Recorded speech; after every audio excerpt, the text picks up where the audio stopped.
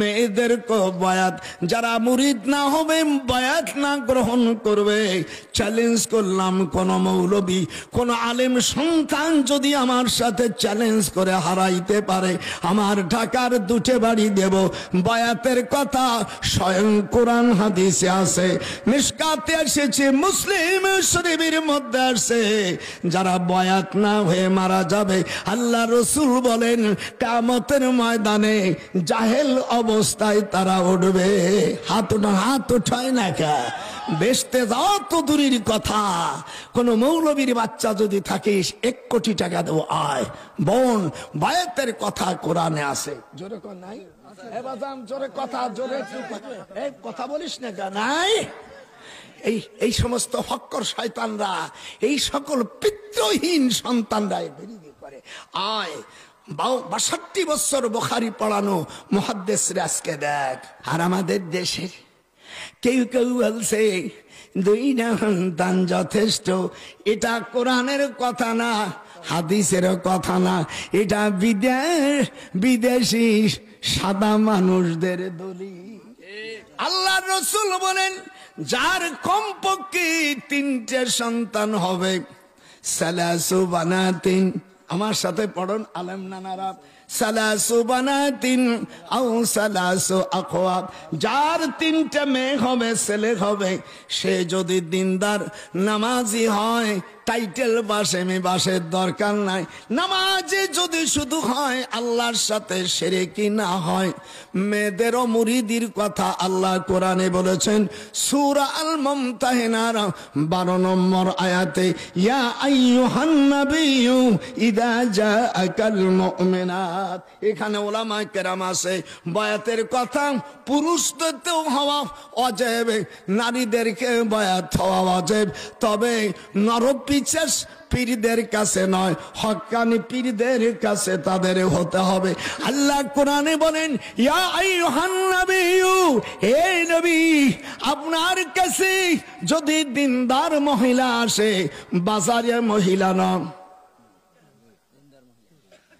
আমাদের দেশে অনেক মহিলারা চাকরি করে নিজের স্বামীকে বাদ দিয়া অন্য অফিসারের সঙ্গে দেহ বিক্রি হয়। এই জাতীয় মহিলা নাম বলবো না, কিন্তু আগার ইঙ্গিতি ঘাই দিয়ে দেবো। বাড়ি গোপালগঞ্জি, কোন শালাকে আমি ভয় করি না। নিজের স্বামীকে না দিয়া অন্য পরপুরুষের পীড়িত করে সরা মহিলা, কিয়ামতে বিচার তোমার হবে। নজরুল কয় সেই দিন তোমার চামড়া খুলে ফেলবে। নাম বলবো না, আপনারা বুঝে নেছে। আমি কাউকে ছাড়ি না। হায় আল্লাহ ছাড় দেয়, ছেড়ে দেয় না। কথা বলে না এখানে। আল্লাহ বলেন বাজারে মহিলারা না, যারা দিনদার মহিলা হবে, ইয়া আইয়ুহান নাবিয়্যু ইযা জাআকাল মুমিনাত, আল্লাহ বলেন দিনদার মহিলারা যদি আসে, হে নবী, ইবায়ুনাক, তাকে বায়াত পড়ায় দেন, আল্লাহর সাথে শরীক যেন না করে। ওয়ালা ইয়াশরিকনা, তারা যেন চুরি না করে, এরপরে তারা জিনা না করে। খবরদার, আর গোপন ভাবে বড়ি খাইয়া সন্তান নষ্ট করলে ওই মহিলার নামাজ হবে না, রোজা হবে না। আল্লাহর হাবিব বলেন, ওর নামাজ রোজা মহিলার মুখে ফেলায় আর ওর স্বামীর মুখে ফেলায়, এই নামাজে সে জাহান্নামী হয়ে যাবে।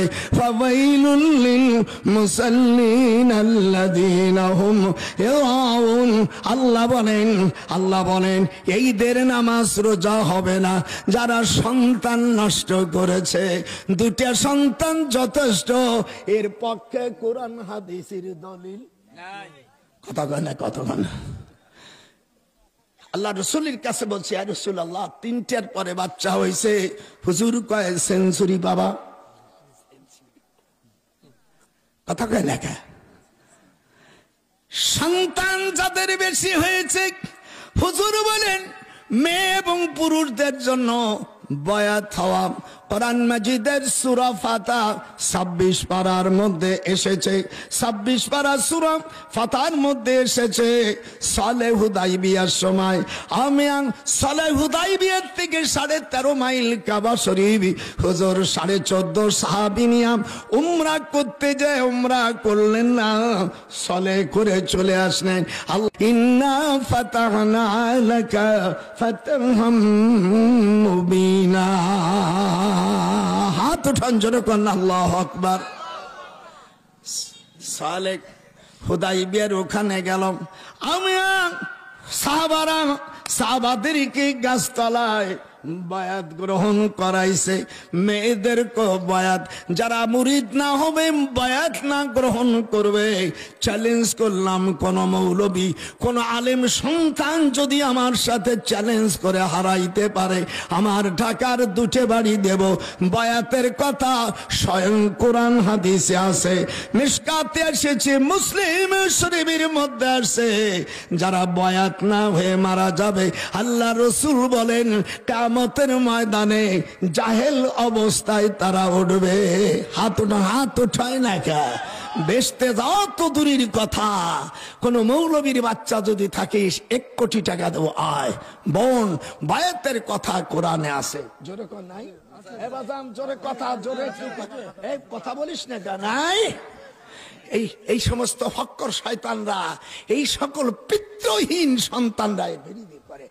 আয় 62 বছর বুখারী পড়ানো মুহাদ্দিসরা আজকে দেখ